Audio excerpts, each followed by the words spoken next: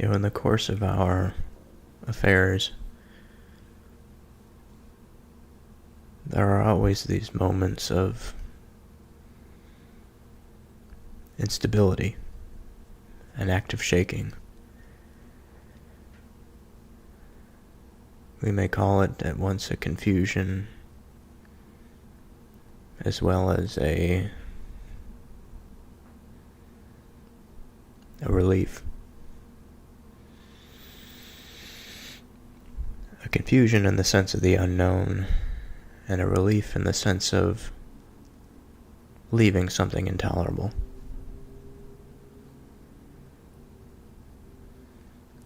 And for my part, I would like to know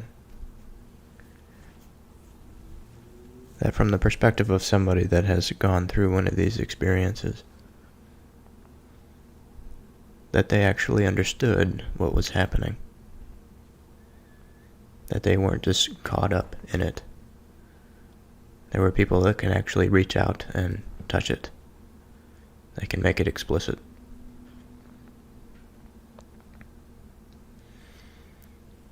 Now the date here is June 30th, 2023. And I think that this moment is just one of these moments. And I would like to tell those in the future, if there are any digital archaeologists out there in the future,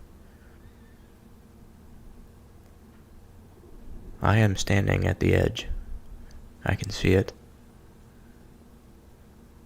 I'm not sure what it's like for you, or what it will be like for me, but I can tell you that I can see it, and I can feel it, but it's hot. It's difficult to stand, to gaze on it too long.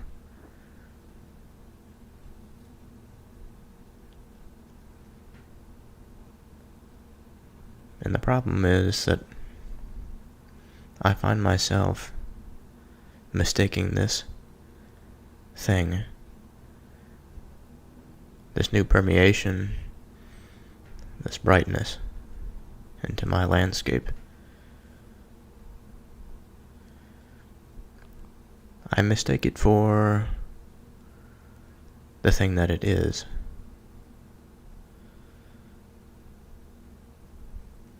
And I frighten myself in not being able to understand that it is a thing identifiable. It is not beyond our understanding. Or perhaps it is beyond our understanding.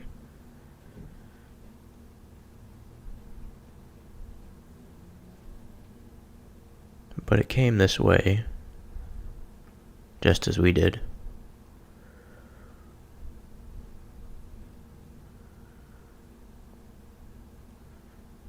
Just as we did. It will be subject just like us. But again, this bright light, I don't want to be jealous.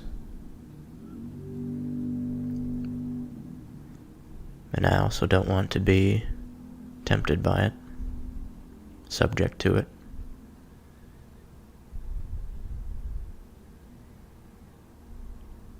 I remain here, sort of a liminal place.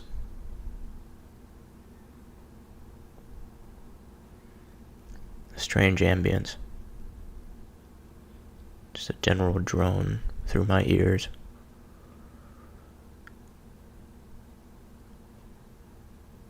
And a slightly chilled air that blows past my face.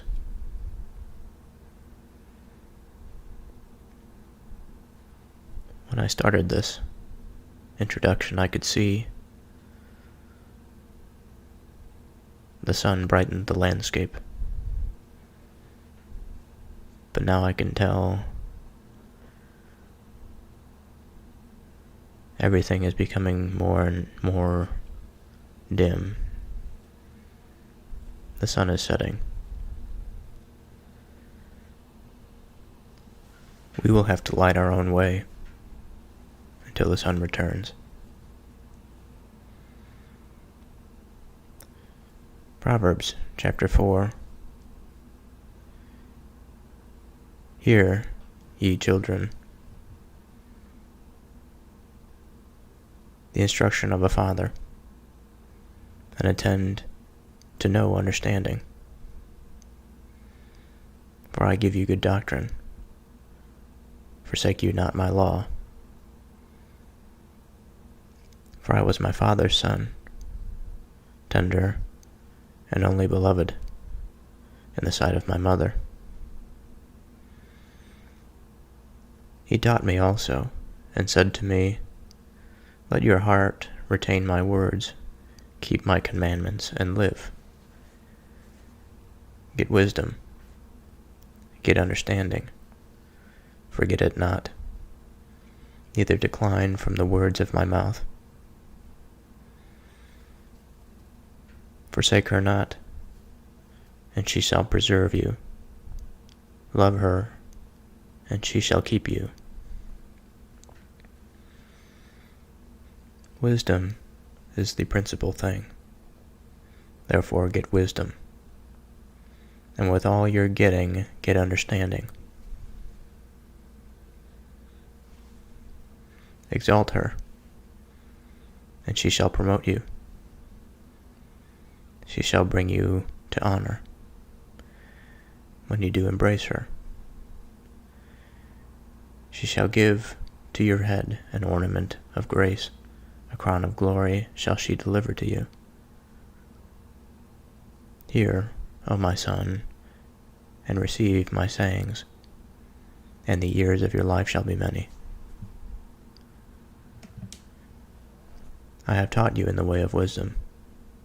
I have led you in right paths. When you go, your steps shall not be straitened.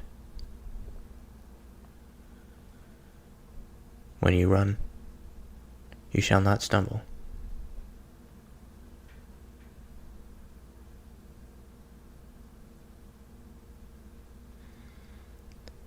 Take fast hold of instruction. Let her not go. Keep her, for she is your life. Enter not into the path of the wicked, and go not in the way of evil men. Avoid it. Pass by it not. Turn from it, and pass away. For they sleep not, except they have done mischief, and their sleep is taken away, unless they cause some to fall. For they eat the bread of wickedness, and drink the wine of violence. But the path of the just is as the shining light, that shines more and more to the perfect day. The way of the wicked is as darkness. They know not at what they stumble. My son, attend to my words, incline your ear to my sayings. Let them not depart from your eyes. Keep them in the midst of your hearts. For they are life unto those that find them, and health to all their flesh. Keep your heart with all diligence, for out of it are the issues of life. Put away from you a froward mouth, and perverse lips put far from you. Let your eyes look right on, and let your eyelids look straight before you.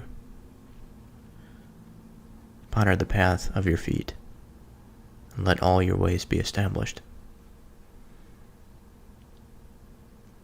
Turn not to the right hand, nor to the left. Remove your foot from evil. Again, that is chapter 4. So what can we make of this chapter?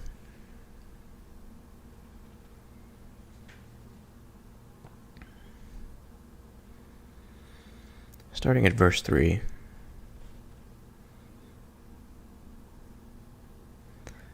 For I was my father's son, tender and only beloved, in the sight of my mother. He taught me also, and said to me, Let your heart retain my words, keep my commandments, and live. Now, who exactly is speaking here is unclear. It's interesting, though,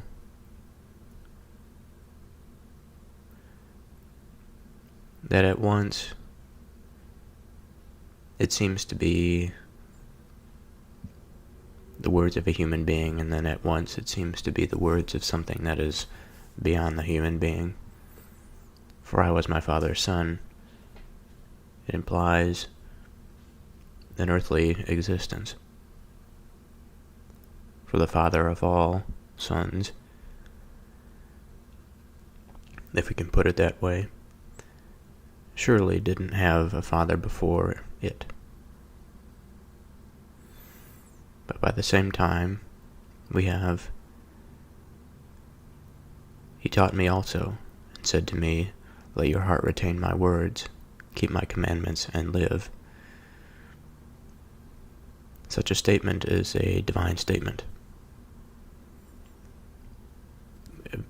What that means is that it requires a certain understanding of the way of things for it to be internally consistent and reliable. I think we often jump to these and say and think that they are arbitrary distinctions. You live in certain ways because they have been effective for generations past. And I think that is true. But if we are really to get at the truth of the matter, one's commandments, or for it to be a divine commandment, it must have the ability to support the structure of the whole. It must be a robust element, otherwise the structure would crumble, whether in time or in the face of varying circumstances. And I think it's obvious that compared to last chapter, we are seeing a lot of repetition here, a lot of similar themes, a lot of going over the surface again to make sure that it is consolidated, it is flat, it is traversable. Verse 5, Get wisdom, get understanding, forget it not, neither decline from the words of my mouth. And this pattern of referring to wisdom, understanding as female continues. Forsake her not, and she shall preserve you. Love her, and she shall keep you. Now, when I was reading this through the first time, I think the thing that stood out to me the most was that knowing in Genesis is another way of saying intercourse. And it's interesting here that it is referring to the female in a similar manner, and to know the female in that way is perhaps to understand. Now, what exactly does that mean for women readers? I'm not sure. I think that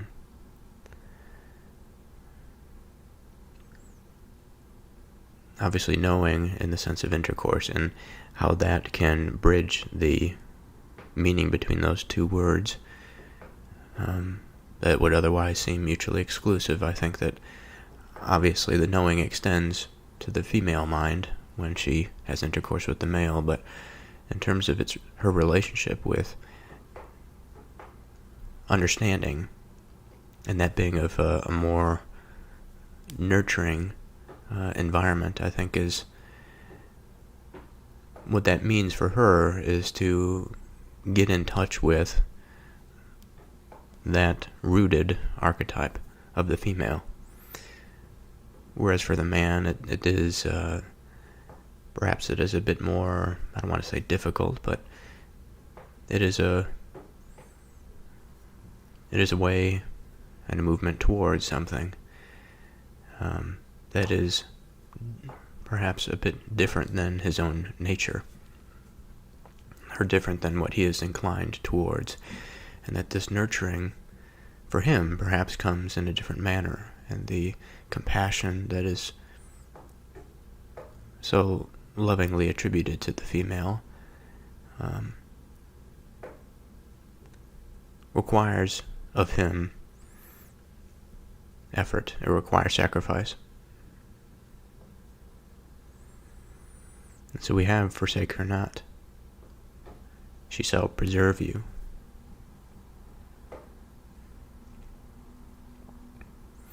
Again, this preservation is beyond the physical, although it extends into the physical. The healthy mind is a healthy body.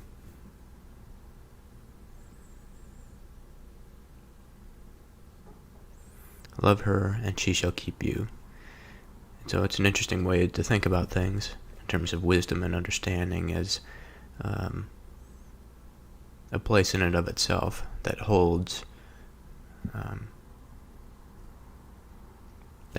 those that are after it, or those that wish to dwell within its halls, let's say.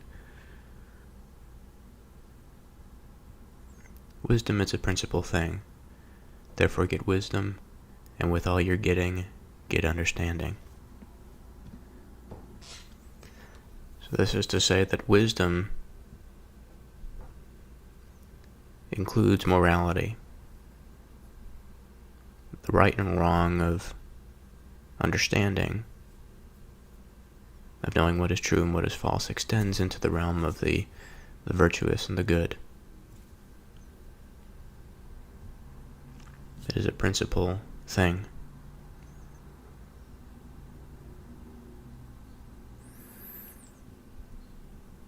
We can also think of a system or of a method, a given set of rules, an order, a direction, something that is intelligible, something that can be seen, something that can be grasped, something that can be known. This is a principled thing.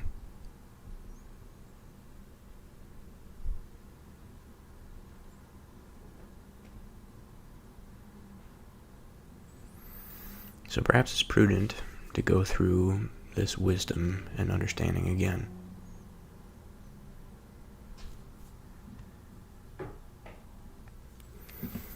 Now the word understanding and the etymology therein,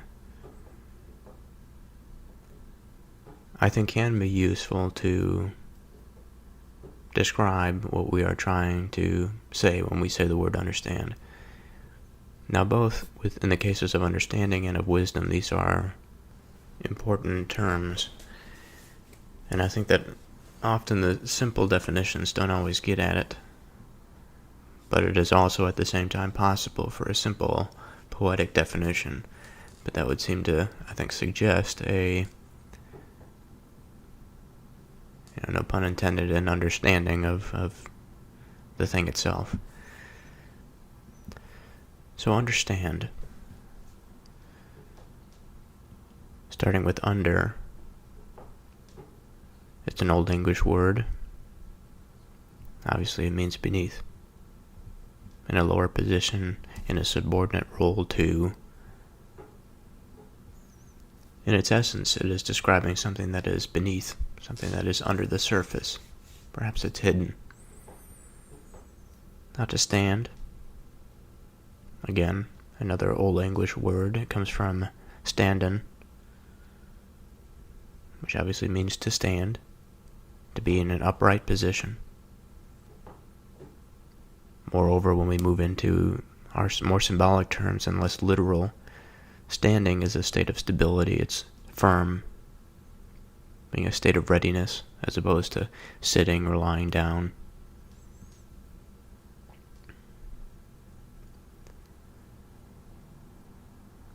And so what can we say if we put these together? Understand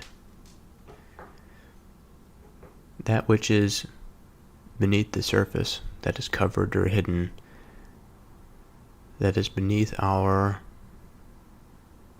stability,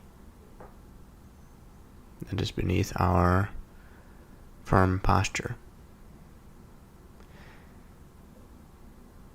Something that is covered beneath.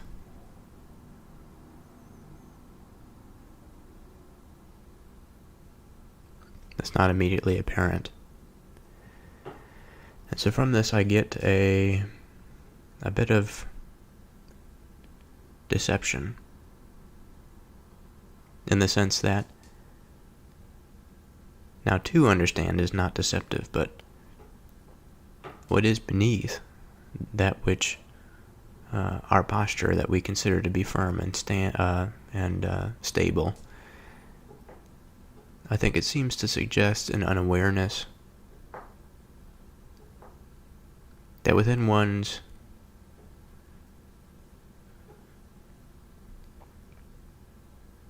confidence, beneath the surface, there is something that is unseen. But when we put these words together, now the under that which is hidden, and we put together that with our firmness of posture, now it's almost causal. It's almost as if the thing that has been uncovered is the thing that leads to our upright nature. Because we can see, because we have uncovered something, now something is known to us, we could stand more firmly.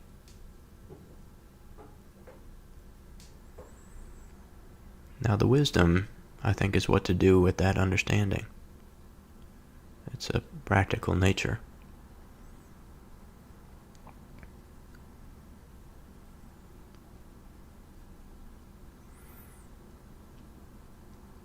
What do we do once we've attended to something? And again, in the Platonic world, what do we do once we've carved, as best we can, an image on this ball of wax that can be considered our memory? And within all of our efforts and attentiveness, the process by which we filter information and only take in that which is important and meaningful, what then do we do with that information? Certainly a wise person would know.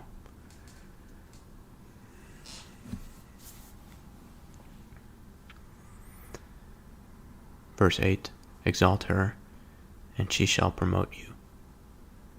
She shall bring you to honor when you do embrace her. So to exalt something is to praise it, it is to acclaim it, to hold something in high regard, to elevate, to move something to a higher rank. And as we do that, we in turn are promoted. We move up a level in this hierarchy of understanding and of wisdom.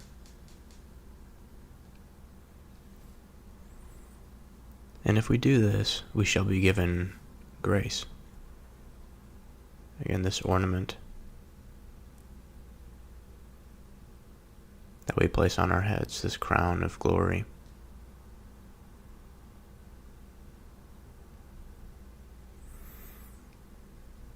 We become subtle beings. We become discerning beings.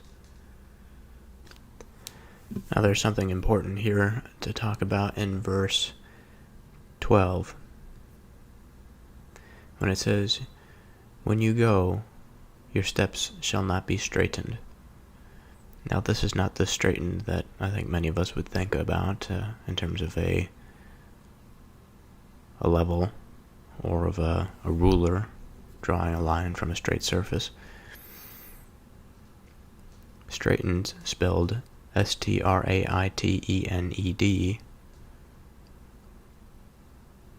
It is something that is characterized by poverty. Something that is restricted in range or scope.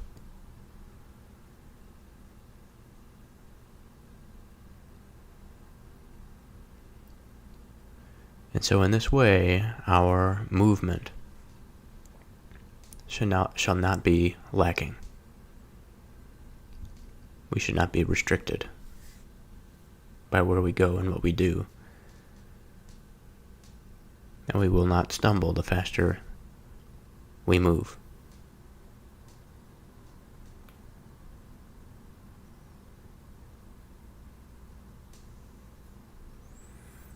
We continue with the warnings of avoiding the evil lifestyle. To turn away from it, pass away.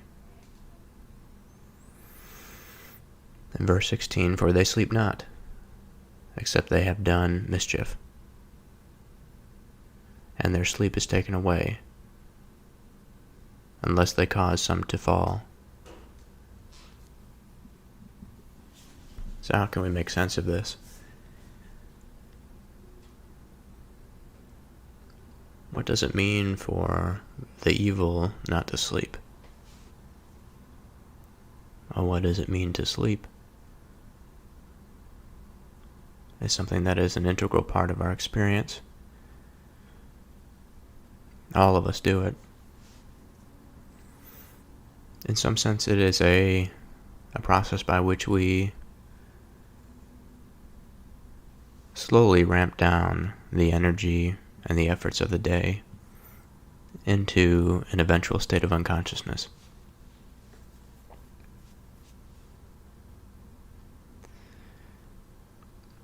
And this process, I think, in and of itself provides an image that is very important for us to understand.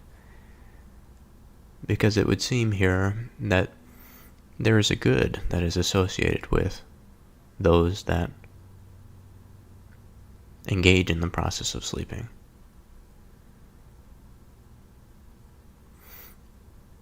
Because the evil sleep not. They are always going. They never rest.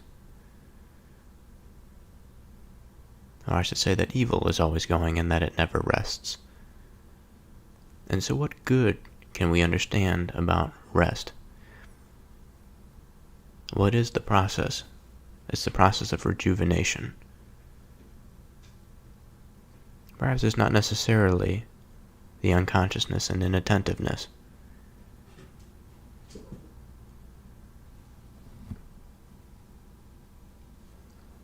But it is a recognition of the need for rejuvenation.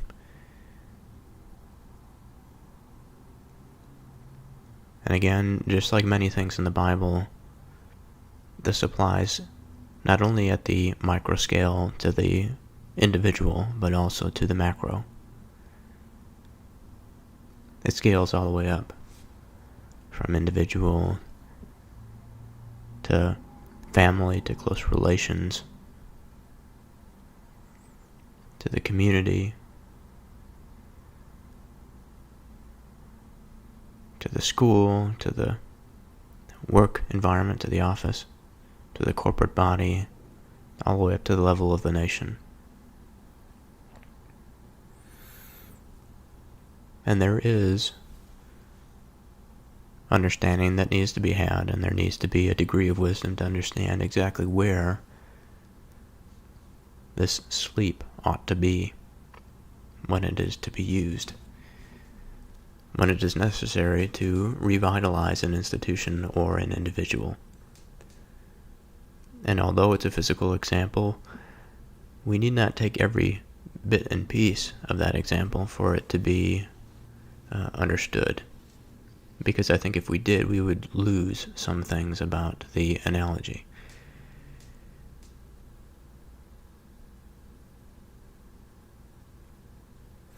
This restfulness and this is another, I think, path to go down, the state of restfulness.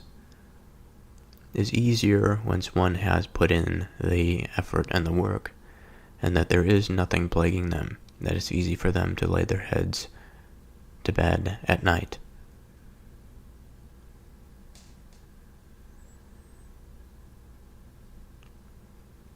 Their rest is deserved. Their efforts are rewarded.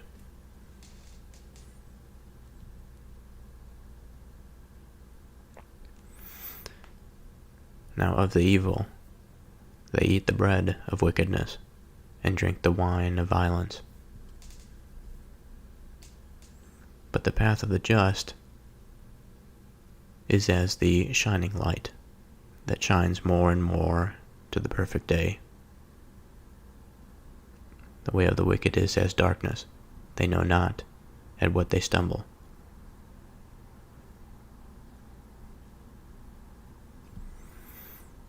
Darkness, a place of ignorance, uncertainty, not knowing, inability to understand, for everything is covered in darkness, whereas understanding is to be the conqueror of that which has been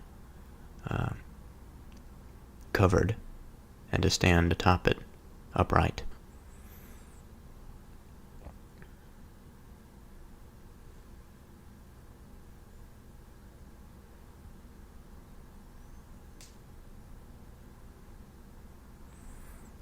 Let not these words depart from your eyes, keep them in the midst of your heart.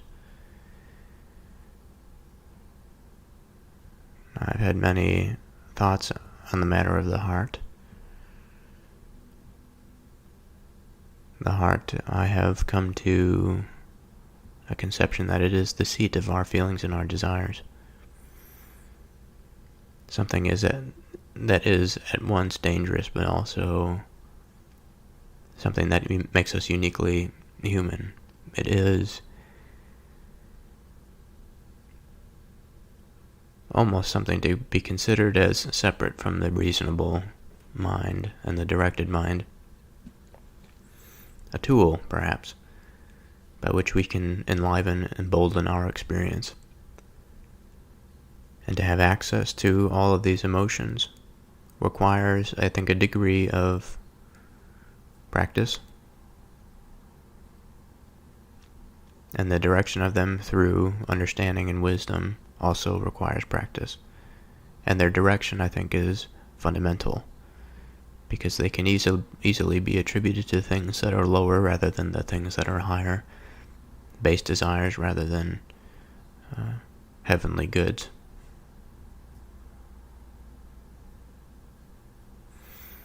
And so the words that are attributed to that of the good and that of the wise and that of the understanding and the righteous path are the ones that should be placed in the midst of the heart. The midst is something that references the middle, the center.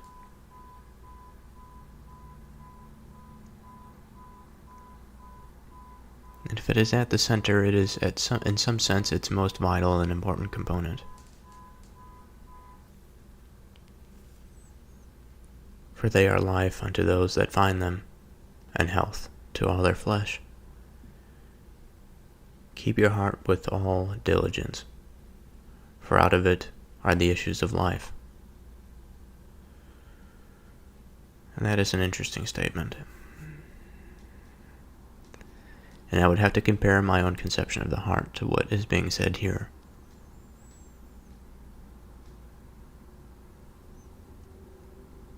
Again, something that is the seat, the root of our desires and our feelings. It says, keep your heart with all diligence. Retain your ability to feel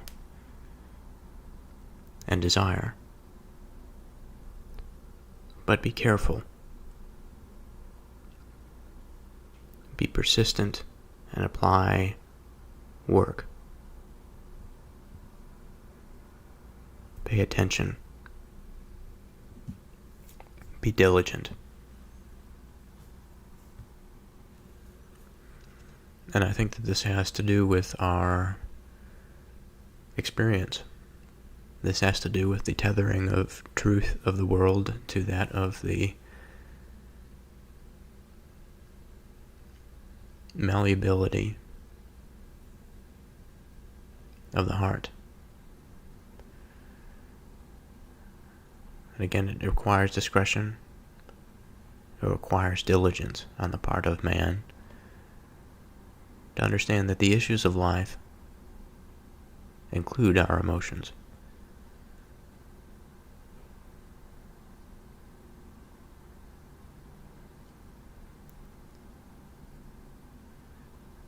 It would seem even more fundamental than that. It says, for out of the heart, are the issues of life.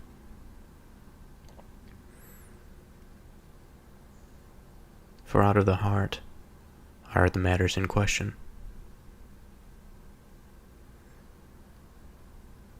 For out of the heart is what is important. For out of the heart is where our discussion lies. For out of the heart is where our debate should be, or should be from.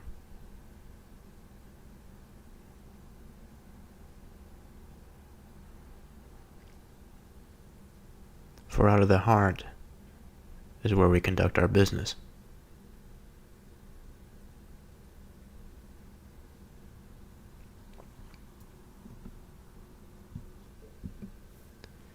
Put away from you a froward mouth, and perverse lips put far from you.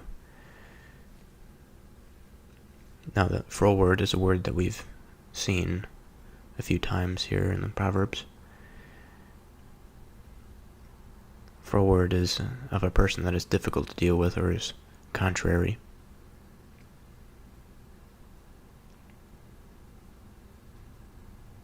And I've made this remark before, but our society, our culture today is, I would go further and I would say my mind, I think, is often wound up in this frowardness, this postmodern lens that we all unfortunately are affected by in one way or another.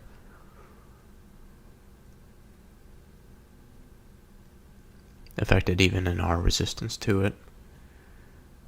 Perhaps made better in the long run by our strength of recognition and will to push against. But no doubt, I think it affects us nonetheless.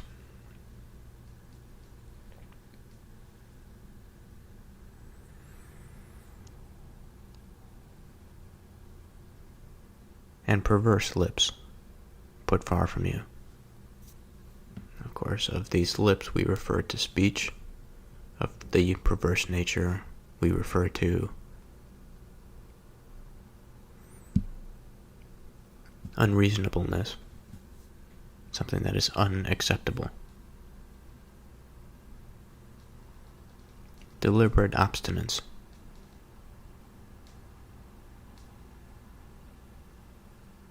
Contrary to the standard of standards. Not the case of the standard that has been eroded and now is nominally the standard because of some perverse, if I could use the word again, institution or person that chooses to hang on to it for their own power.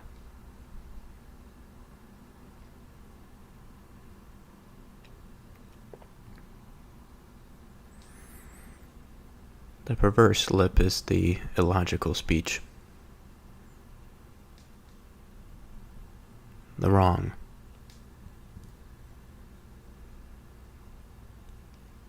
Let your eyes look right on, and let your eyelids look straight before you. Interesting symbolism here, that we have two symbols for sight. Let your eyes look right on. This is a prompt for one to orient their attention, to look right on. is to focus on the thing that is important, the thing that actually is meaningful, the thing that is relevant. For if we focus on the thing that is relevant, we can more properly direct everything that we've been talking about. That of the heart, of the mind, and of the soul, of the steps towards understanding and wisdom. I'm reminded of Plato and Theaetetus. He uses the analogy of an archer that is aiming for a target. And this symbol is used in the conversation of what knowing and of what knowledge is.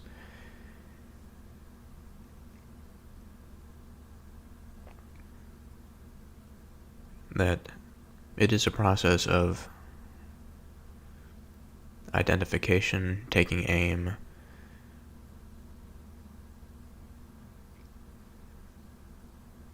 drawing back the bow, releasing the arrow, and finding the target. If we are off the target, we readjust, re-aim, and proceed. But it's not until we find our mark that we have achieved the goal. It's not until we've looked right on that we've achieved the goal.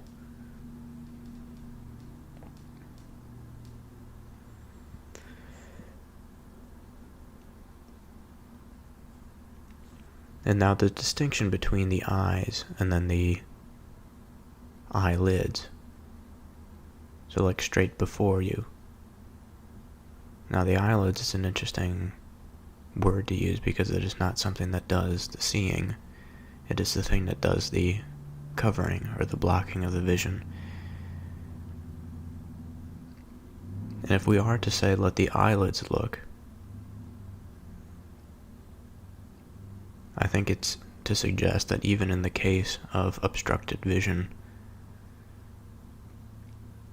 that still we are directed towards what is in front of us, what is before us.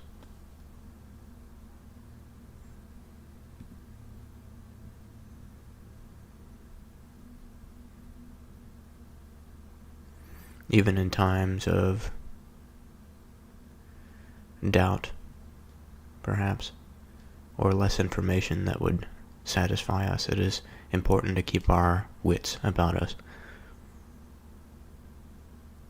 to maintain faith, that when the sight comes to us, that we will be comforted, that we will be within understanding, on the right path.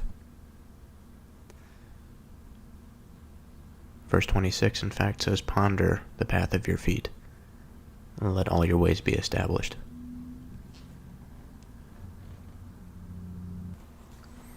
Turn not to the right hand, nor to the left. Remove your foot from evil. Now what's interesting here, in this last verse of chapter 4, turn not to the right hand nor to the left. Now there are many different symbols of the right hand and left hand.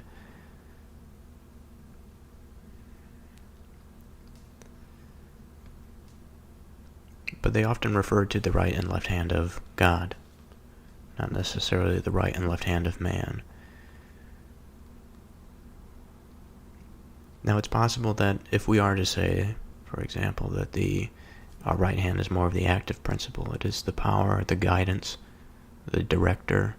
The left is more of the receptive, nourishing, compassionate side, the father-mother type relationship there.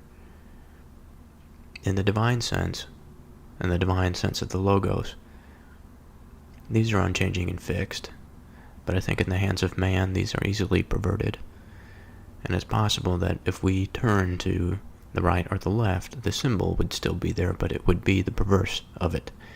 So instead of the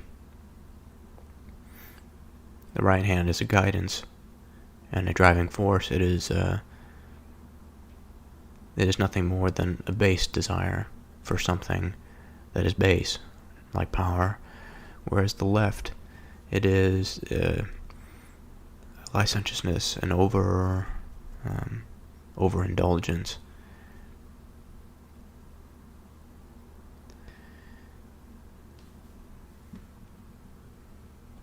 Now, to avoid especially, I should say, coming off of some of the verses where we were talking about avoiding the perverse nature, when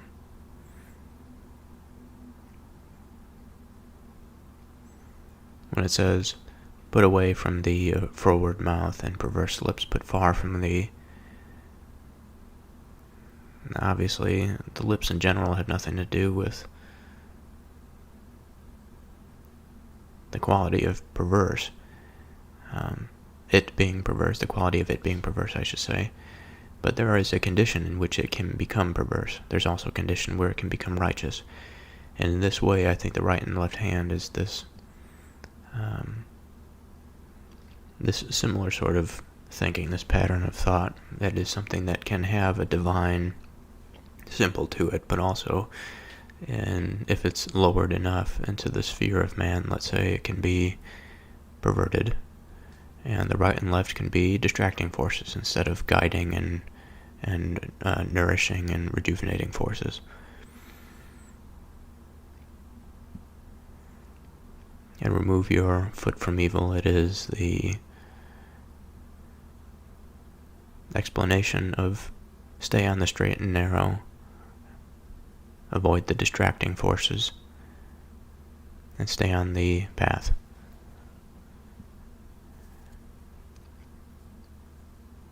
And in reflection, this chapter has a lot to do with attention, the orientation of attention, where exactly a man should be looking. I think we have to remind ourselves, I may not have, or I may have, stated in this episode, I'm not sure, but we have to continue to remind ourselves that there is a slow march occurring, and that though we may want answers quickly, this is not our goal here. It is not our duty at this point to know what God is, because we never really know what God is. We will know enough to be at peace, surely. And I think in that knowing comes experience, participation in the world. But at this point here in Proverbs, we'll keep in mind that every step of the way is a step in the direction. But we must not get impatient at the rapidity of our steps, because it takes time.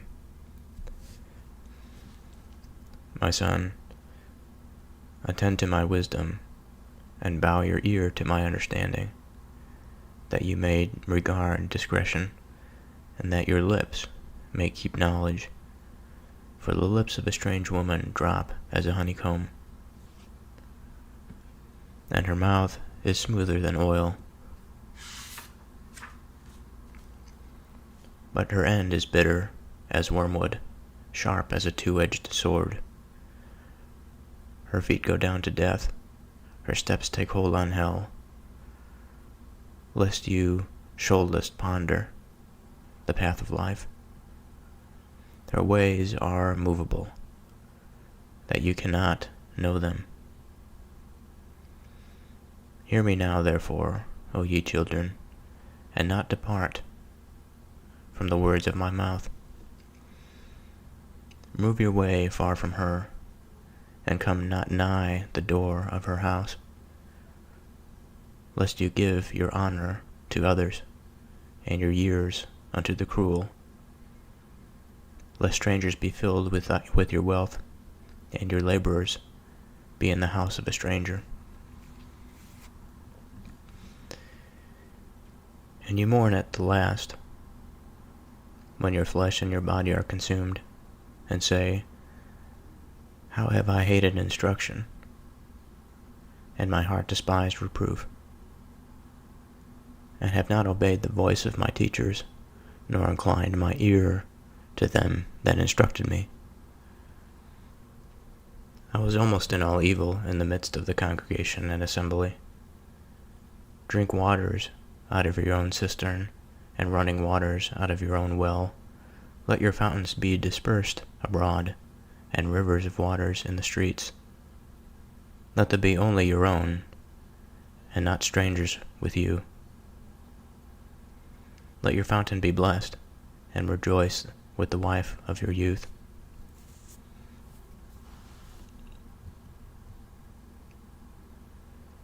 Let her be as the loving hind and pleasant roe. Let her breasts satisfy you at all times, and be you ravished always with her love. And will you, my son, be ravished with a strange woman, and embrace the bosom of a stranger? For the ways of man are before the eyes of the Lord, and he ponders all his goings. His own iniquities shall take the wicked himself, and he shall be held with the cords of his sins. He shall die without instruction, and in the greatness of his folly he shall go astray.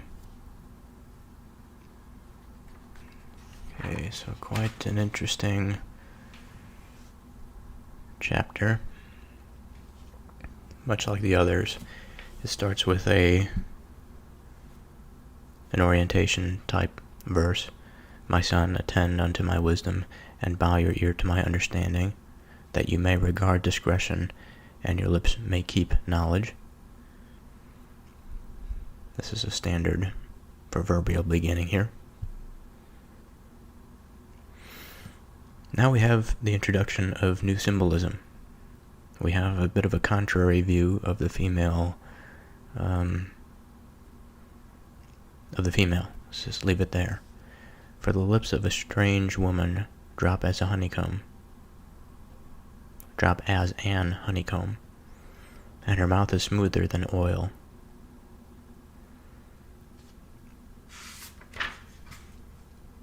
But her end is bitter as wormwood, sharp as a two-edged sword. So how can we interpret this verse? So beginning with, for the lips of a strange woman drop as an honeycomb, and her mouth is smoother than oil. For the lips of a strange woman drop as an honeycomb. Rather bizarre expression.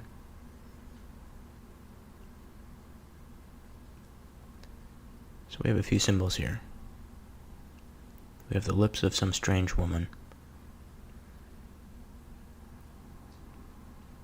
And then we have an analogy to two different things, to that of honeycomb and that of oil.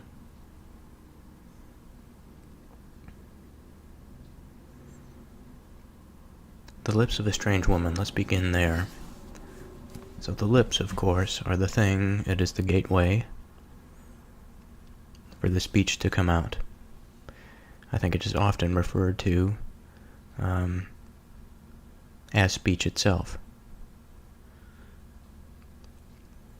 Sort of referring to the mouth at the place that is the center for this audible form of communication.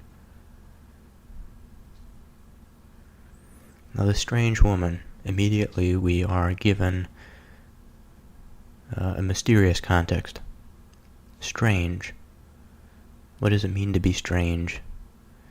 It means to be out of the ordinary, apart from the norm. What is the norm? Well, it is a set standard by which people live around. Certainly there are varying degrees of the norm that people deviate from, but there is a center to this norm.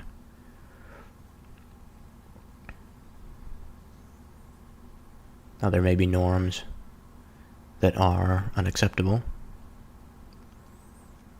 There may be norms that are as they should be. But for all intents and purposes, I think that when we are speaking of the stranger, we shall consider our norm to be our divine norm, the light around which we dance, for without which we would not be able to see. Okay, this is our mode of understanding and intuiting what is around us. Okay, this is our norm, and this is our standard for now. Now, the strange woman is something that comes in beyond, I would say, that which is seen.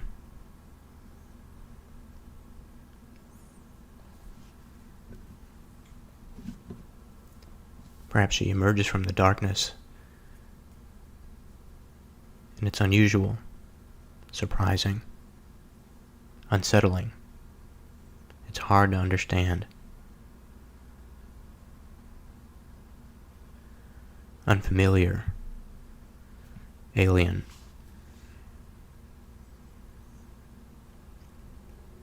And so no doubt there is a curiosity to this woman. And I think what is emerging here as a part of the female condition is a bit of a temptress. Temptress to the man, perhaps.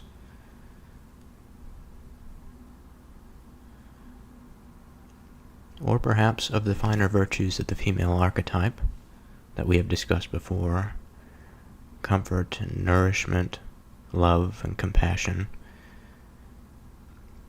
Perhaps these are a bit strange when they approach us. They are not as though we remember them in our divine context.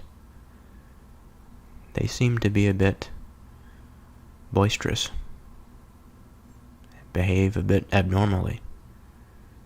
There's something a bit off about their step.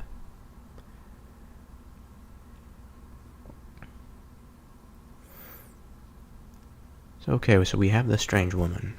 We have this curiosity and hesitation due to her strangeness.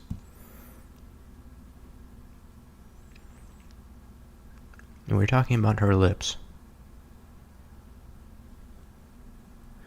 What does it mean to drop as an honeycomb? How does a honeycomb drop? I can't say that I have very much experience with the dropping of a honeycomb. But I do know a honeycomb is something that is put together by bees. Within the little combs are honey. It is saturated by honey. Now I can imagine a condition in which a piece of a honeycomb is so saturated that it separates itself from the whole, and therefore it drops. It drops from its place of being in connectedness to a place of separation and inferiority. And for this to make its way into the lips of a woman who is carrying with her a strange and bizarre surround, I would have to imagine that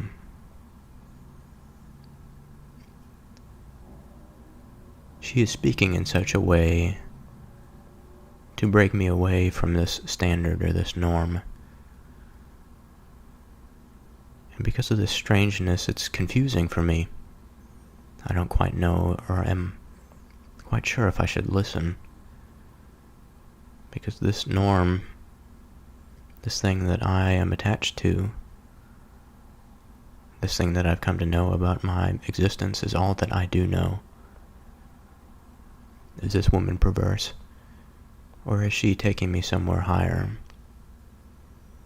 It seems as though this is going south instead of north, whereas north in this case would be towards heaven, south would be towards hell, perhaps. Two more symbols that we haven't seen yet in the Bible, but approaching it with the pit of Sheol and whatnot. In the heavens, of course, we have the heavens in Genesis and beyond, but as explicit places, explicit symbolic places, perhaps not in the level of detail that we will encounter in the future, but let's not dwell too deeply there. We are concerned about the woman who is invading our sphere of attention. Her mouth is smoother than oil, so it's attractive. That's what I get from that. It's slick, slippery. Another symbol for deception. Deception in terms of the attraction by beauty, which is a good thing that most of us do. Symmetry is a good thing.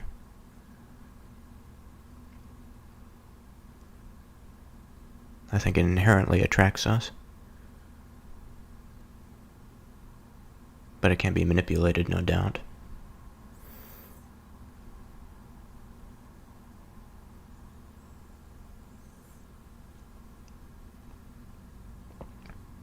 So where are we? We have a woman that is seeming to entice our curiosity to move away from our place of understanding. Due to her saturated speech, it tempts us away continually. But her end is bitter as wormwood, sharp as a two-edged sword. Now who can deny how many two-edged swords we have experienced so far? Whether it be the feminine, whether it be an analogy to the lips, there seems to be heaven and hell and every sort of way and thing and analogy here. But her end is bitter as wormwood, sharp as a two-edged sword. What is wormwood? Wormwood is a bitter-tasting herb known for its distinct aroma.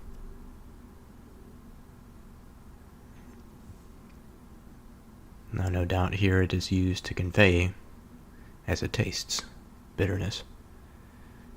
It even says, but her end is bitter as wormwood.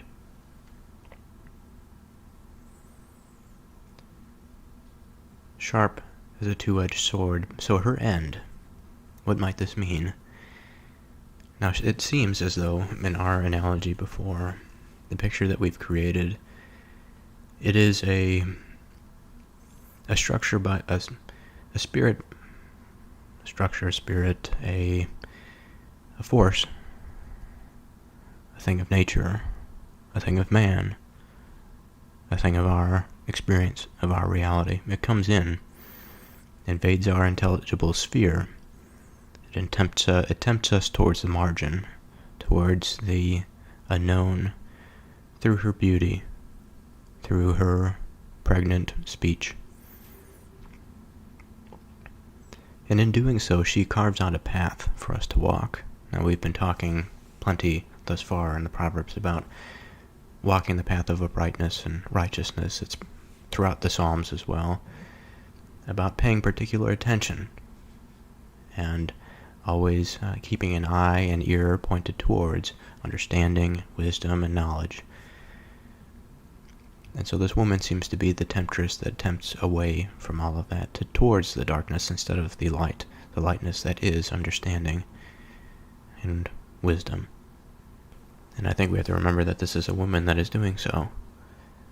So all of our conceptions about the female and her form are in this case used as a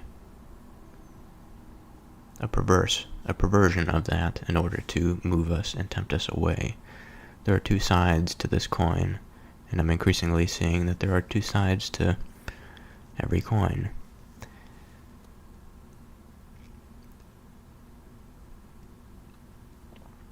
So she is sharp as a two-edged sword. Now, I think often the symbolism of a two-edged sword can be, one edge is the intended edge and the other is the unintended edge. Right, so one is the one that can harm and the other is the one that can not necessarily do good, but be used as a tool for good, perhaps. A double-edged sword is something that has good and bad consequences. Now for a moment I'll indulge a thought that I'm having. It may not be correct, but I think it might be useful for my understanding. It's possible, as I mentioned earlier about the standard that we revolve around,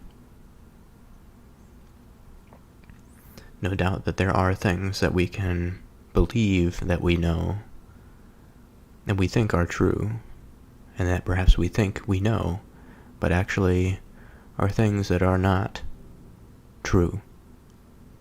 And therefore, what we know is not really true. We do know something, but we know something that's false. But by the same token, this knowing is the very thing that is deceiving us. It is the belief in knowing that is deceiving us. It is the not knowing of the truth. And I think if we were to define knowing as something that is tethered to the truth in more of the Platonic realm, we might say it is an account that is fastened to some judgment upon first perception or first glance or first encounter, and then upon further reflection, a secondary account affirms that thought, which again would eliminate many of the confounds that would tempt us into an opposite direction towards falsehood. Doesn't necessarily mean that that process would allow us to know the truth, but it would give us confidence at the very least.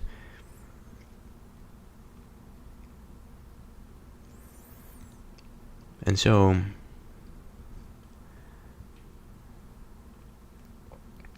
I think of a person, I think of myself in my mind. Again, I see a darkened surround as a man that is alone, perhaps, in some ancient far-off land at night. It's not too cold out. It's warm enough to be in shorts and not much else. But there's a fire going. This fire represents my knowing, and the light that permeates the darkness is my intelligible sphere.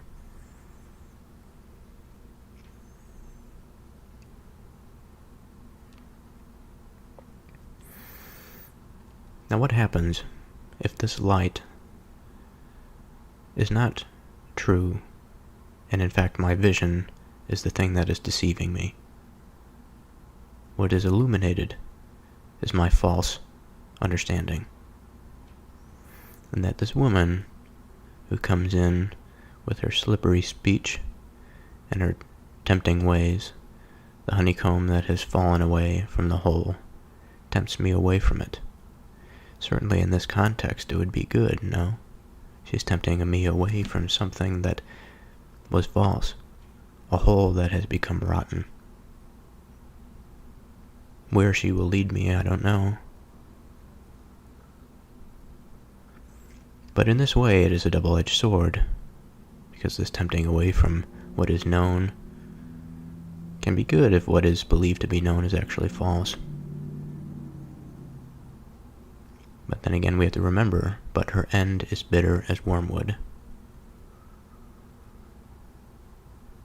And so there are two possibilities here. Either this temptress, that is her role and her condition,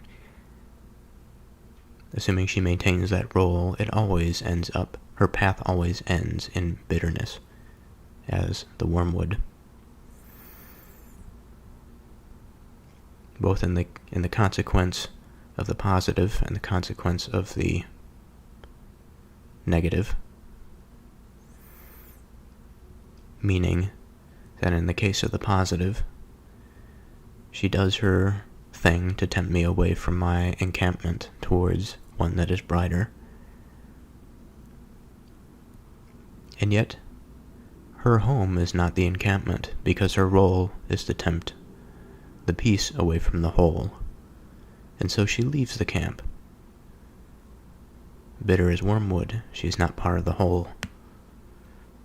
And she carries with her a double-edged sword, sometimes tempting away for good, bringing people together towards some righteous understanding and knowing, but sometimes tempting people away towards things that are false and unbecoming. Her feet go down to death. Her steps take hold on hell. And the farther we go here, it seems as though this type of person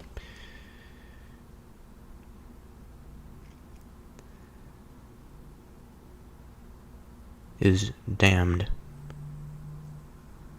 even in her ways of tempting towards the good. It is by her nature that she tempts away from the whole, without preference and direction and orientation and attention towards good, but just always and forever tempting away from. That is her sin. So her feet go down to death. Her steps take hold on hell.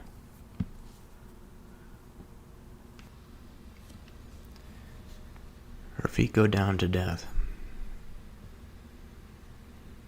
Seems simple enough.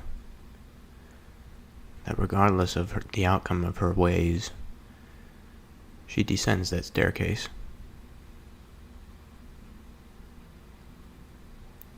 Her steps take hold on hell. Now, how is it the case that steps can take hold on hell? Now, we take steps with our feet, and we grasp with our upper extremities.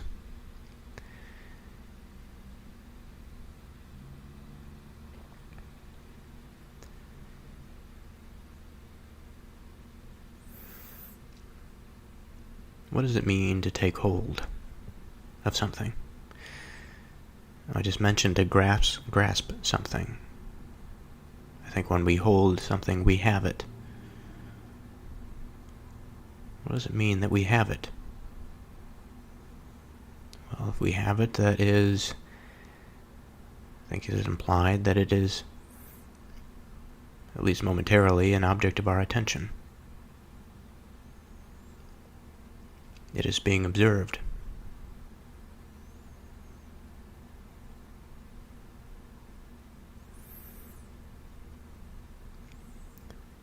Now, for one to take a step, one is to move. One is to willfully go in a direction. And so, if we are to willfully go in the direction down that staircase,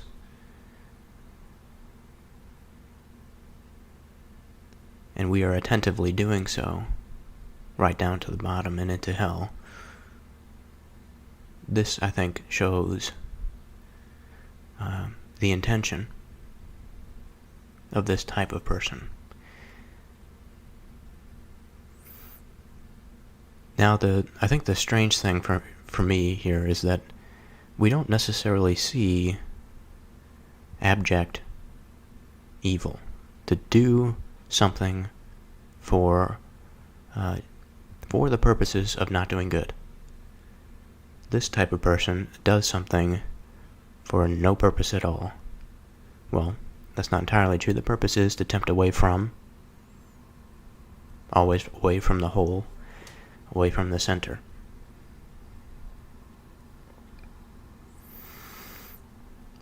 I think, in the divine sense, this is evil. Now, in the case of man, with all of his misgivings, it's possible that this can mistakenly do good at once. So it's hard to say here if she's exactly doing this for evil. But if we go back and refer to verse 3,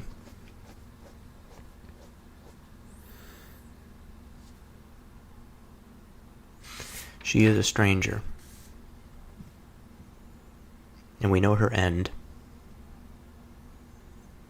but I suppose we don't really know her desires. We can infer, but we don't really know. It's possible that she's just of this kind, and it is possible that she is doing things for evil purposes. It really doesn't matter, because we can follow that path if we wanted to in each condition. But I say it doesn't matter because the end is the same. Perhaps it matters at some point.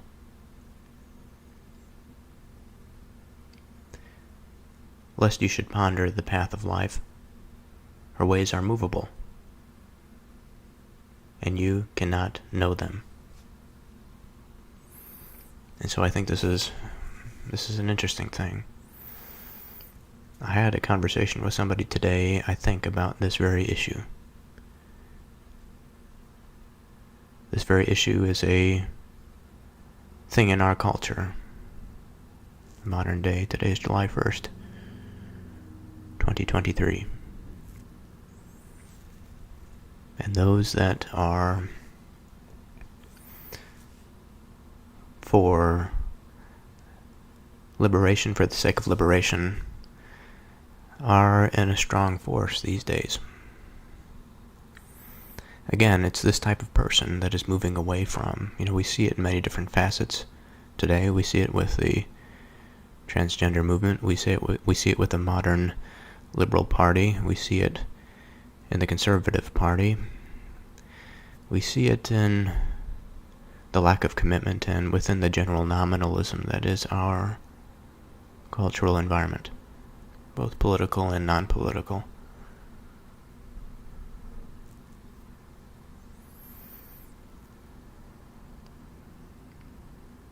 Now, if you don't know what the center is to begin with, it's difficult to know if you're responsible or not. But there is a way, I think, of knowing and a way of understanding a center to center yourself around, even if the institutions fail to do so.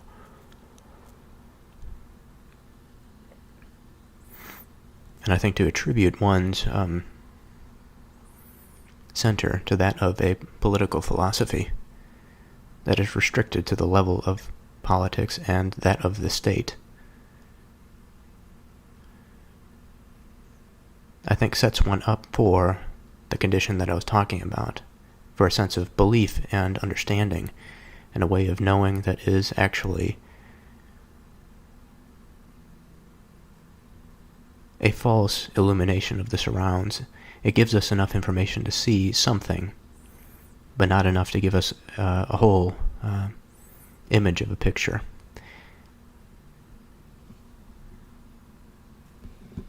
So this word, lest, it's a formal word, but when I read it initially, it's difficult for me to put my mind around it because it's so uncommon. But it means with the intention of preventing something undesirable, to avoid the risk of. We could say, for fear that, just in case, in case.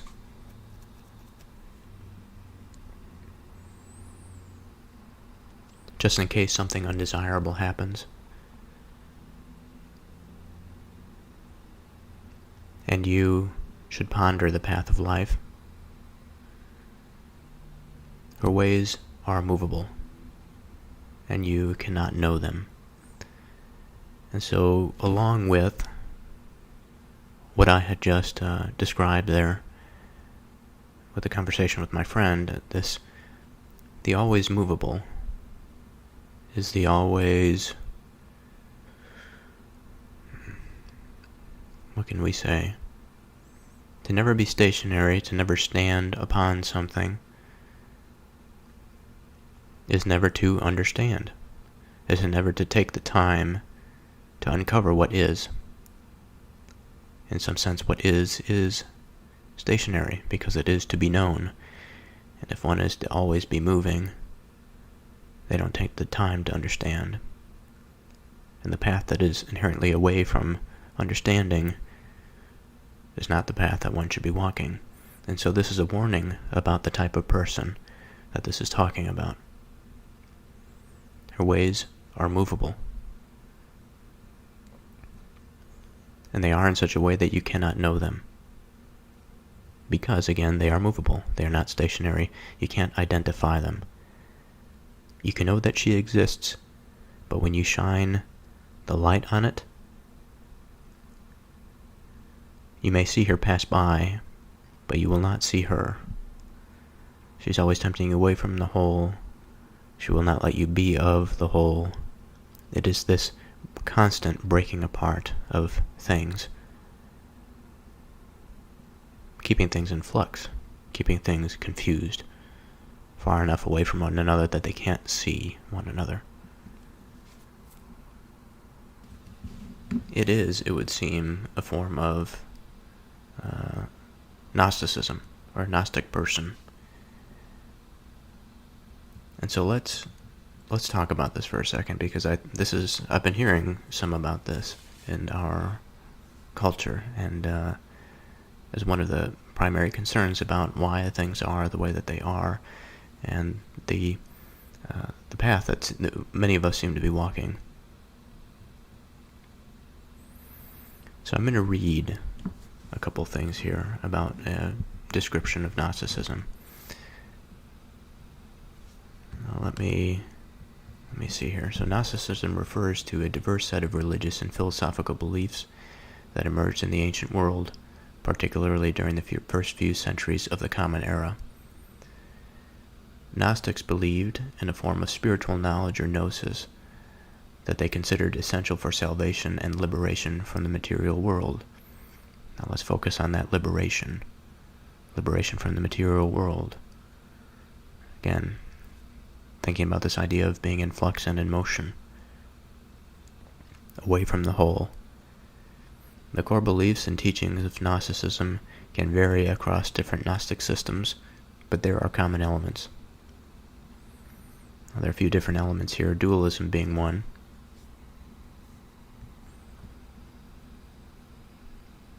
Gnosticism often embraced a dualistic worldview, it says, positing a fundamental division between the spiritual realm associated with the divine and the good, and the material realm associated with ignorance and evil.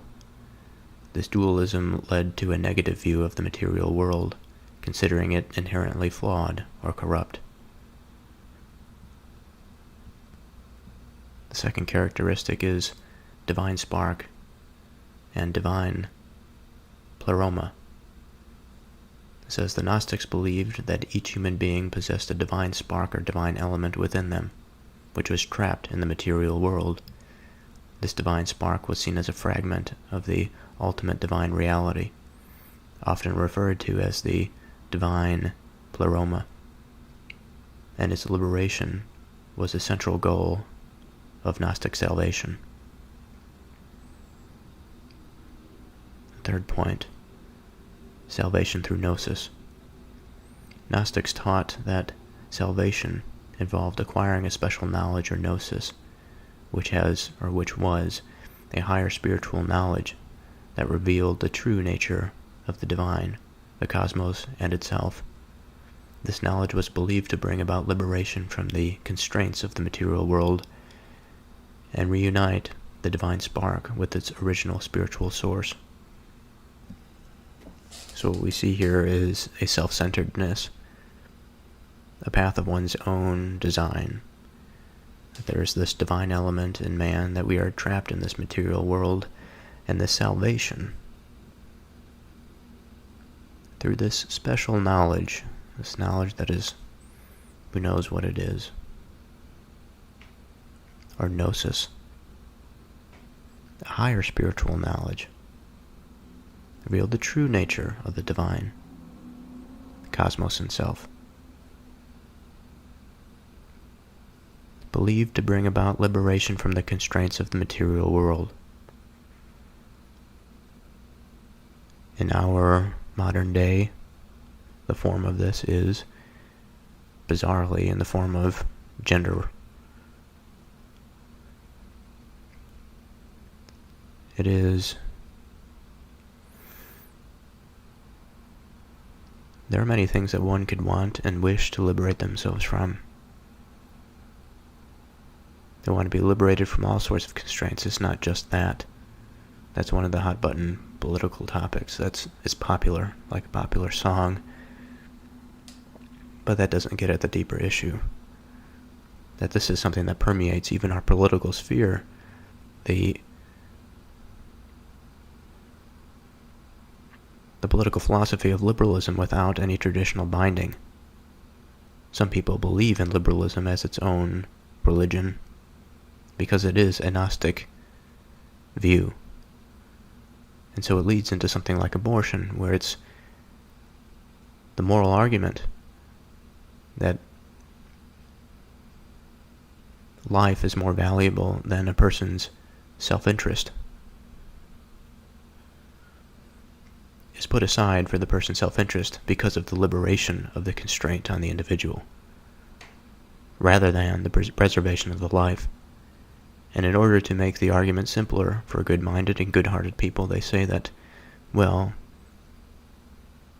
a more simpler form of the human being, as it is maybe a week or two after conception, is not the same thing as a fully formed baby that has just been birthed, which is true. It's not the same in its form or in its character. But the point is, the process of life, the process of human life, that has been started. And the sin, reasonably, I think, is to willfully prevent that process from occurring. Now, there are difficult situations in there, no doubt. Medical situations that come up that put the doctor in a difficult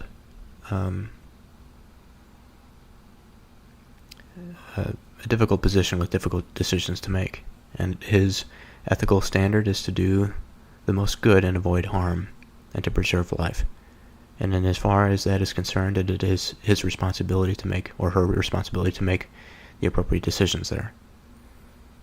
But as far as, I think, the willful destruction of the process of life, of human life, I think is, and should be, restrained by that of the state. And this is not the only example, but it's just one that it's another one of these, like the gender stuff. It's popular today. But I worry how deep this goes in this grand recession of the Christian hold on the Western world. I worry about how deeply we are affected by these things. So I've made a pause in that recording, and that was a bit earlier in the day today. It's still the same day, so don't worry too much. Still have thoughts rumbling around up in there. Not that it matters. But I have to be a little bit more intimate, a little bit closer to the microphone. The gain not as high, just because of the hour of the night.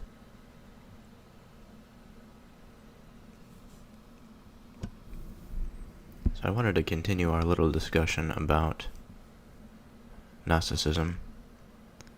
I'm not sure how long I'll be able to continue this little thread of recording. It may just be 10 minutes or so. Soon I'll have to go to bed. But the fourth point I wanted to bring up is the demiurge and archons. The Gnostics posited that the existence of a creator, God, or a demiurge, who was responsible for the creation of the material world.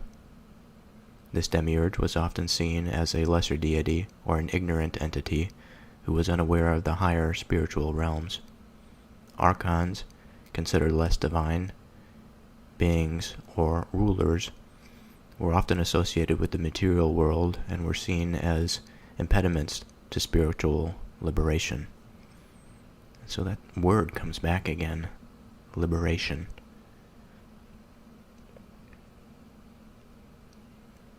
This demiurge, this sub-god that created the material world, they're saying effectively, this is not your God, or this should not be your God, the God that you conceive of to be the God of all things. How silly of you. You have to liberate yourselves from your understanding of that God. You need the special knowledge. I see the snake eating its own tail here. This demiurge was often seen as a lesser deity, an ignorant entity. So we have those that are self-centered. They want continual liberation. They believe that everybody is worshiping the false god, and they think that they are something higher that they fail to distinguish.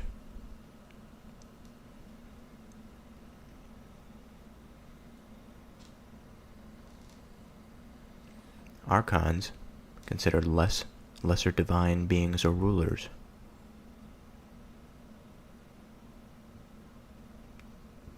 Seen as impediments of spiritual liberation. And so this is something that we must liberate ourselves from, these lesser deities.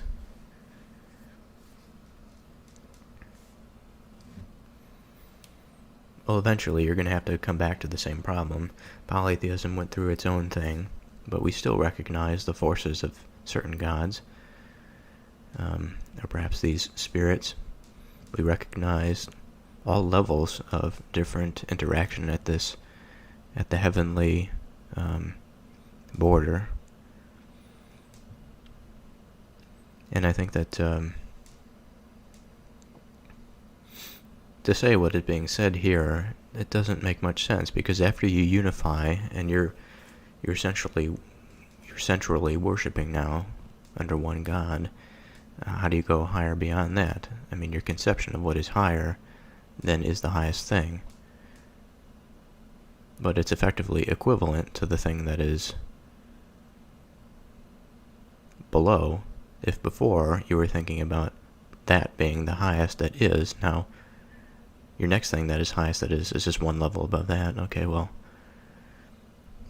I'm not really sure how that works, unless there is just a revolution in theology or something. But if that's the case, it would just be added on to the existing framework, as the framework is large enough to include it.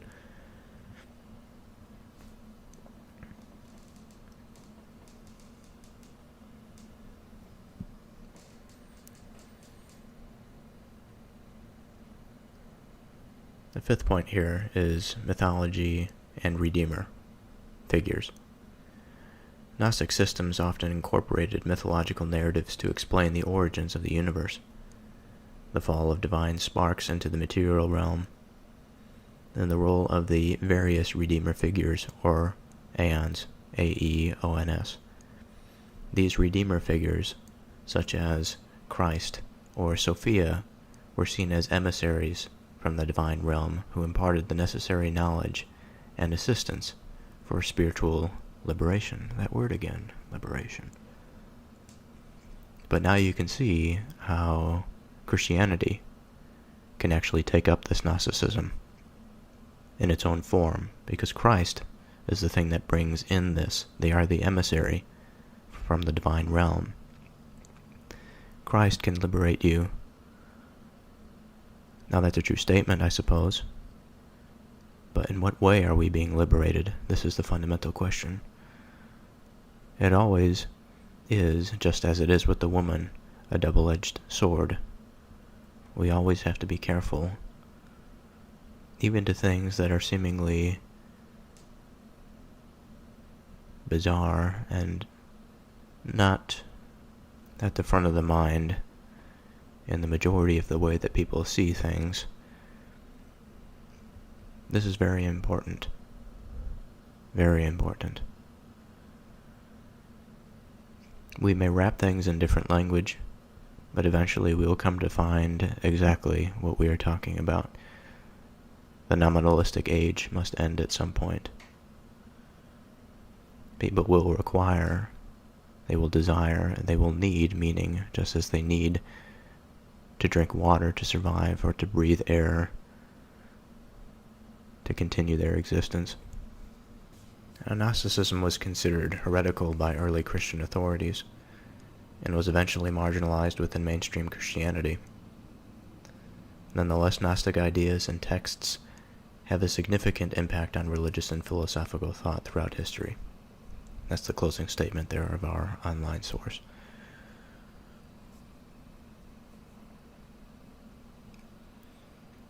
So with that in mind, and our little story of the woman in mind, from those beautiful few verses, let's continue.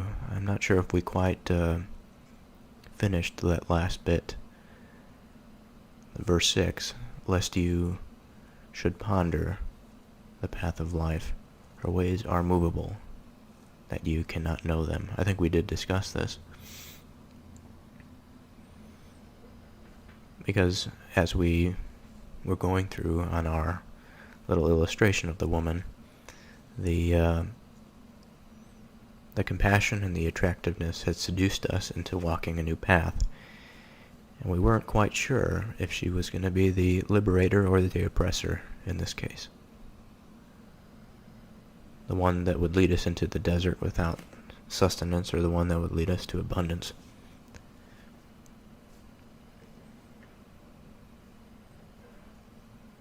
And so this is, like I said, I think earlier, this is a warning. Be careful about her. Be careful about the double-edged sword.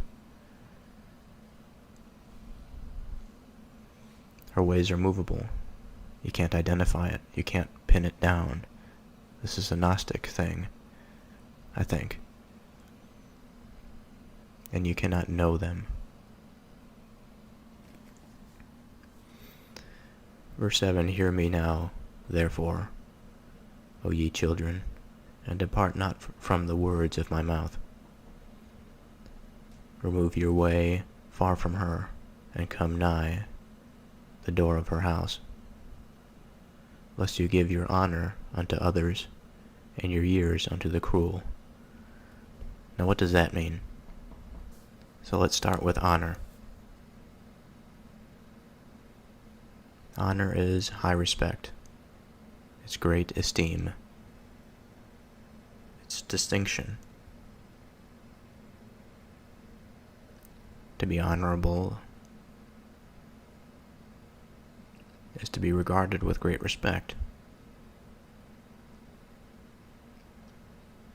It is to adhere to what is right, or to a conventional standard of conduct. So here again, we meet our convention, we meet our standard, we meet the light of our campfire, we meet our intelligible sphere. No doubt, not just our own sphere, but the sphere of many that dance around and keep themselves out of the shadows with this thing, with this common binding force, this culture, this framework for interpretation.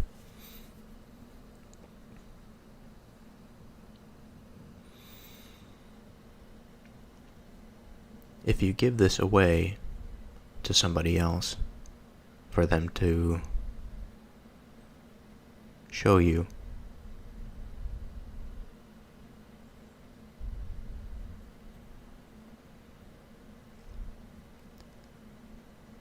you will then, now this is not a causative statement, I realize that, but I think it makes sense to be causal, then you risk, again, lest, you risk spending your years under cruelty.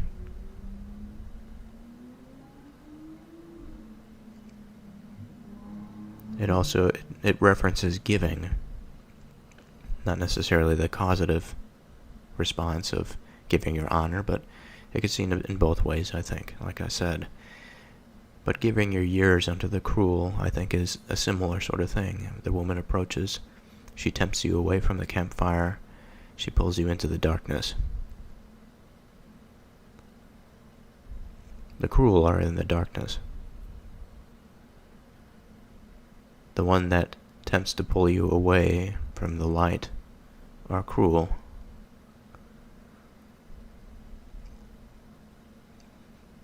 that doesn't solve our potential problem of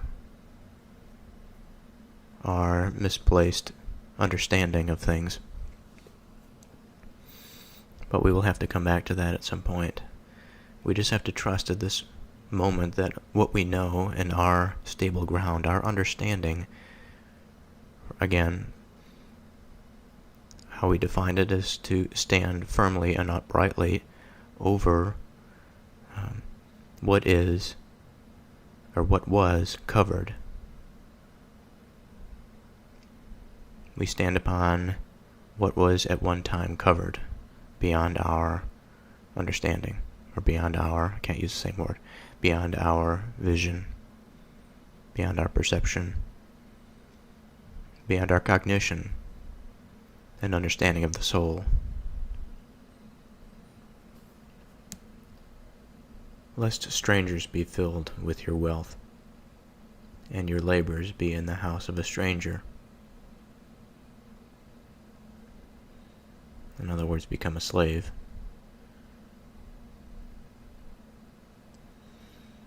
And you mourn at the last, when your flesh and your body are consumed. The language here is interesting. It's always interesting, I suppose, but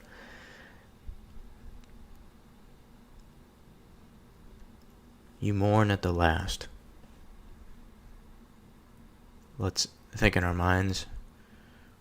Let's establish a canvas upon which we can paint something. We can represent something. What would we do in front of that easel on that canvas, assuming that we can paint whatever picture that we wanted to? If we had to say something about the last, what would we say?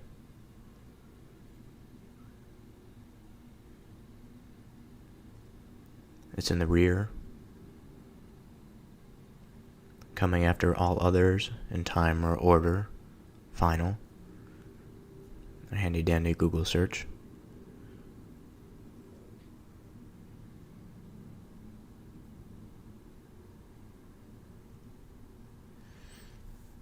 Let's take this up. Let's take final.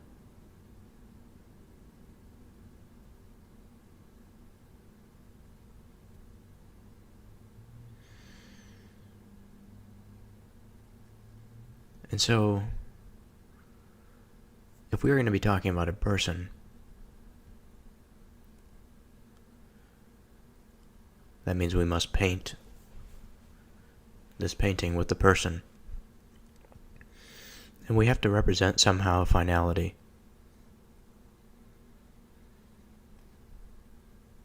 Okay, finality is a bit of a broad topic. Why would we discuss finality? What is it in relation to? Is there something that caused this finality? Well, yes, in fact there is. I was tempted and followed by a woman into the wilderness. And the reason I followed her was not good sense. It was because I was misled, or rather I was too weak to see what was greater after she tempted me out of the light and into the darkness. And all I could see were her features. All I could see were her appeals of compassion, of love. But when I found them in the darkness, I found that there was nothing there. They were false. She promised me false things. She took me away from the center. She took me away from what I knew.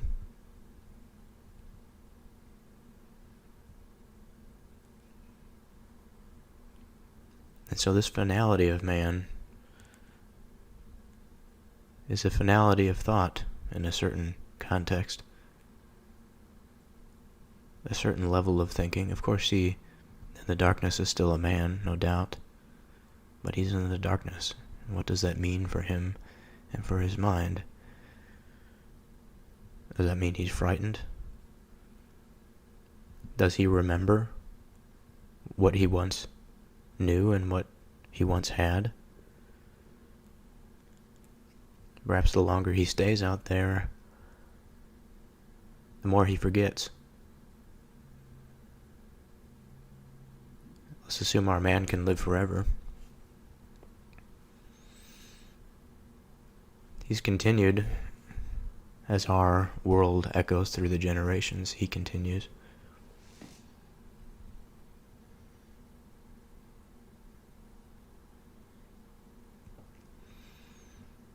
At the final place, what does that mean for him?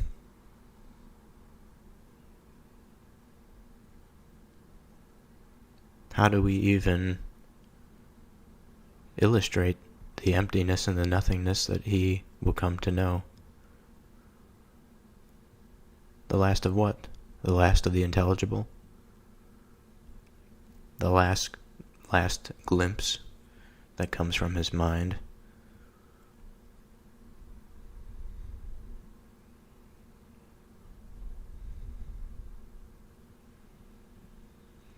When your flesh and your body are consumed.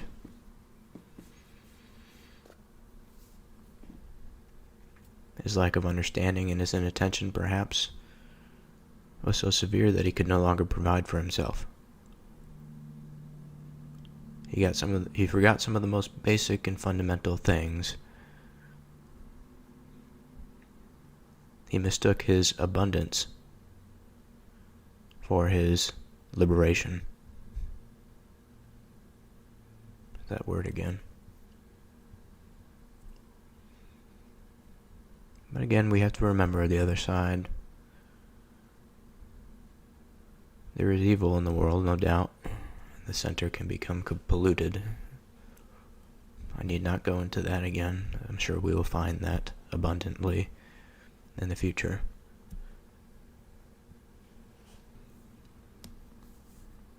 And say, how have I hated instruction, and my heart despised reproof? Why didn't I listen?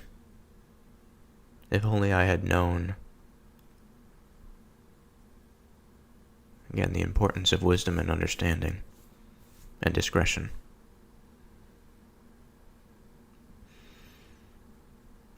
And have not obeyed the voice of my teachers, nor inclined my ear to them that instructed me.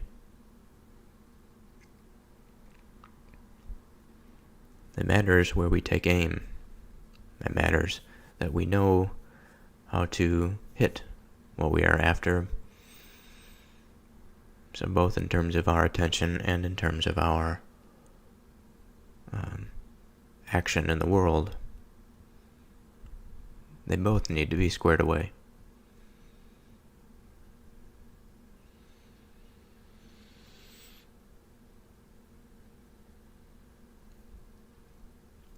I was almost in all evil in the midst of the congregation and assembly. I think a verse that can be interpreted in a few different ways, either from within or from without.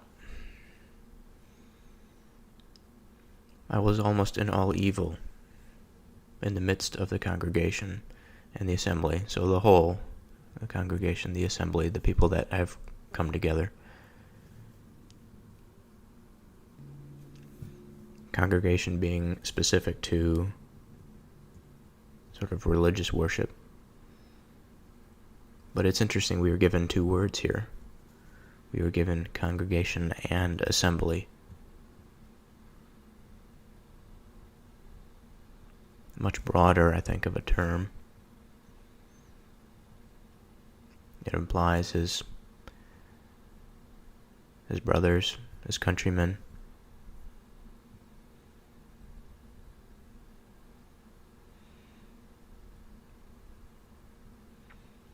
At this level, we have fascinating bonds, assuming that they're actually intact and healthy. The understanding that the assembly has for itself, the understanding by the individual of the sort of collective mind, comprehension, whatever. I was almost in all evil when he was within that assembly and that congregation. Now this could be him relaying what he experienced when he had come out and found his way back from the darkness. And he says, "When I was with the whole, I felt alone. I felt isolated. I felt tempted. I was almost, as he says, in all evil."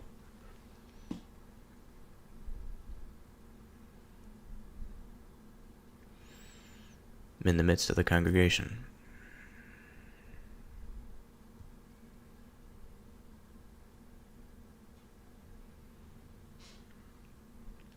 Drink waters out of your own cistern, and running waters out of your own well. Now what might that mean? Are we to think of selfish behavior here? To drink waters out of your own cistern and running waters out of your own well? Or are we to think of something more practical?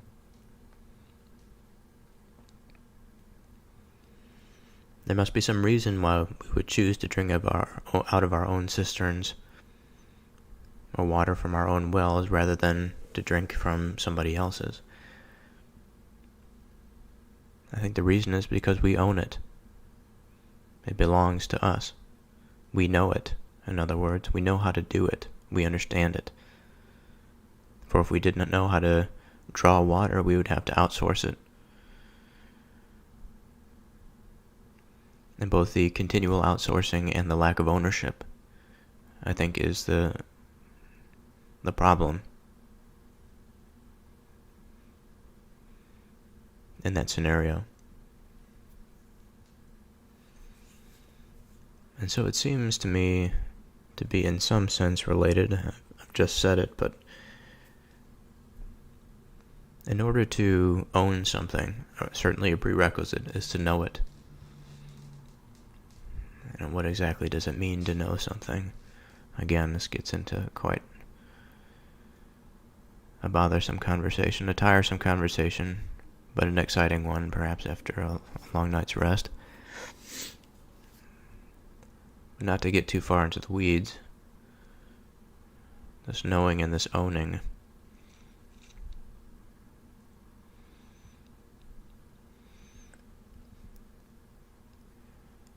I think this knowing can be extended relationally. I think it's at least possible through extension of family or small community, where the bonds are still intact at that level, at the individual level.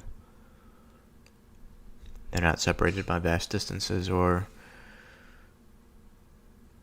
valueless judgments, or I should say subpar value judgments.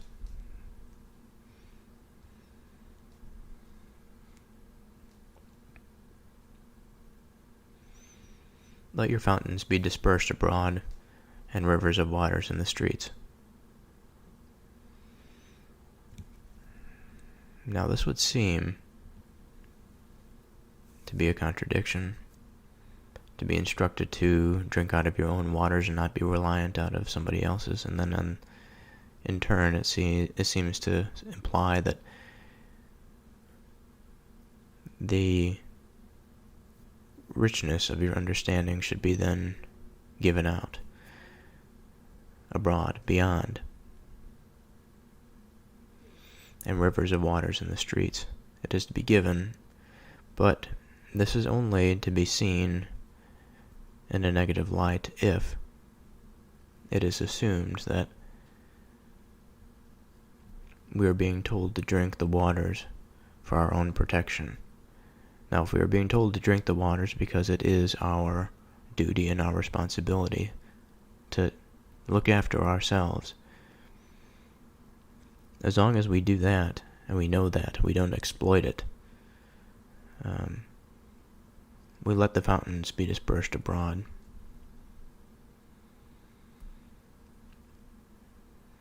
Now, I'm not sure I quite like the ring of that interpretation. It might well be fine, but I think there is more we can do with these couple of verses.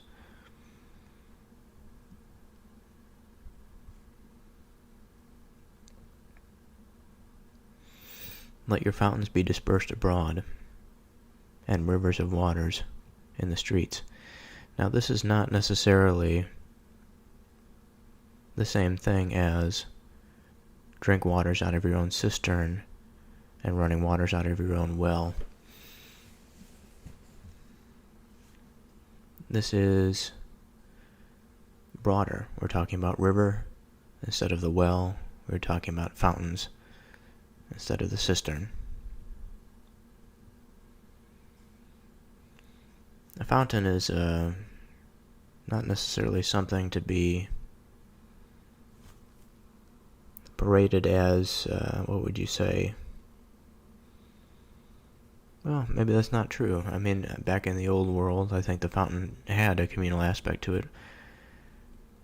For water or for bathing, whatever. So if you spread your fountains, you disperse your fountains, I think you're inviting in. I think this would be more consistent with what we were talking about. So when you invite in, you invite the people in because this may be an overinterpretation, but well, maybe there is no overinterpretation. It's meant for this type of practice.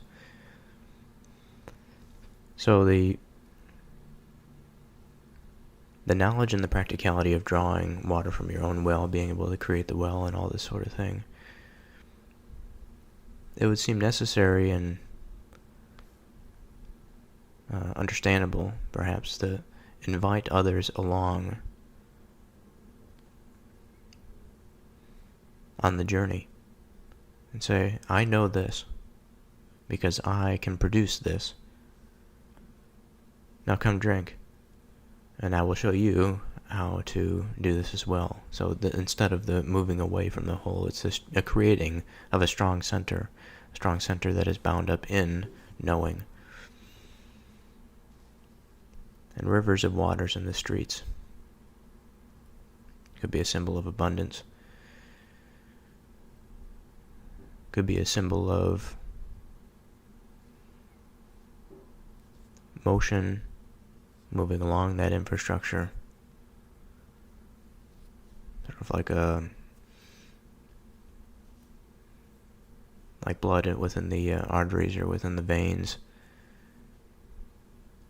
That very important lifeline, the rivers that are in the streets. So abundance, abundance not only in terms of the elemental and material water, but also in terms of the interaction and spread of information.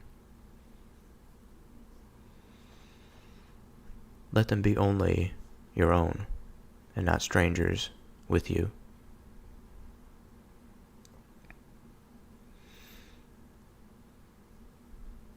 So it is a way of protecting oneself from the stranger. Let your fountain be blessed, and rejoice with the wife of your youth. Let her be as the loving hind and pleasant roe. Let her breast satisfy you at all times, and be you ravished always with her love. And why wilt you, my son, be ravished with a strange woman, and embrace the bosom of a stranger? For the ways of man are before the eyes of the Lord, and he pondereth all his goings. So I hear a few different things here. I hear a rootedness, a strong rootedness. The fountain of understanding, let that be blessed. Let you build a life where you know what is right and what is true.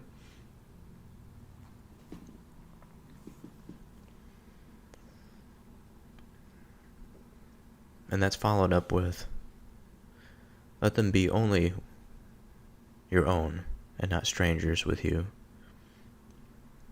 Now again, this is coming in the context of what happened with the woman and what happened to the man as a result, who followed the stranger into the darkness.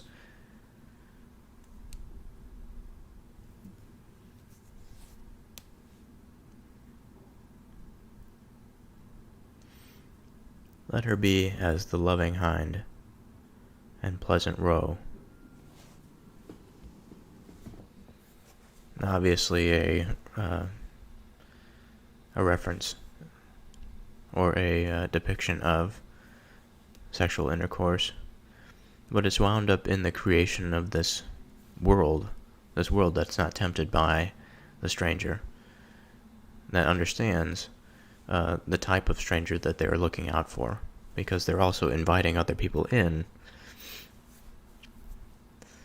inviting them to drink from their fountains or having their fountains be dispersed, all this sort of thing.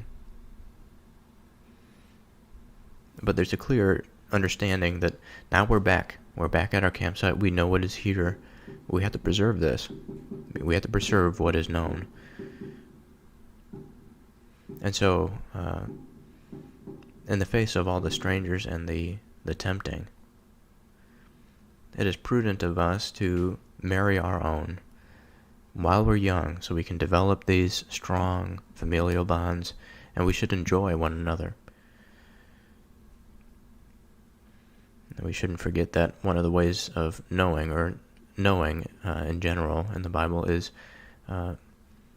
one of its considerations is that of intercourse, is to know somebody, is to have sex with them. Obviously, in this context, it's always placed within the confines of a strong bond, strong relationship. In this case, marriage from youth.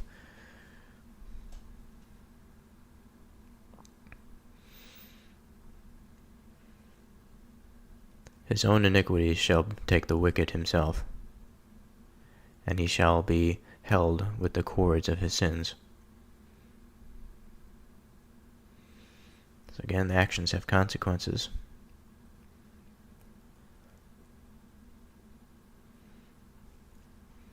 Difficult to see the actions have consequences, and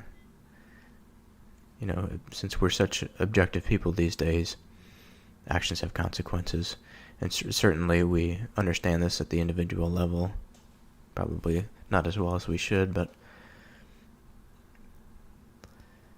also at the societal level. There's no shortage of things that are happening that that these actions are going to have consequences. In terms of the United States, this country, over the past 50, 60 years,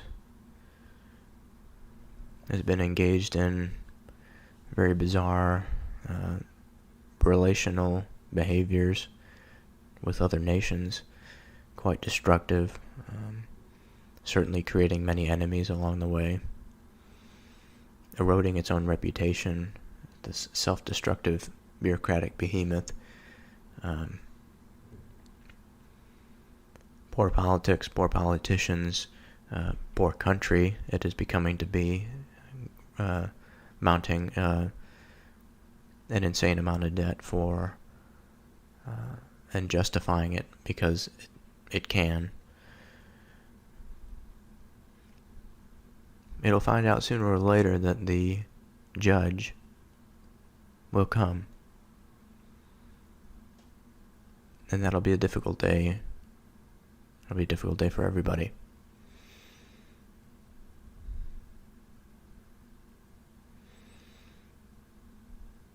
And when it happens, the ones that knew better will say we told you so. But in those real unfortunate circumstances, he shall die without instruction, and in the greatness of his folly he shall go astray. And that is the closing verse to chapter 5. So I think we will call it there. We will begin next time with chapter 6 in Proverbs.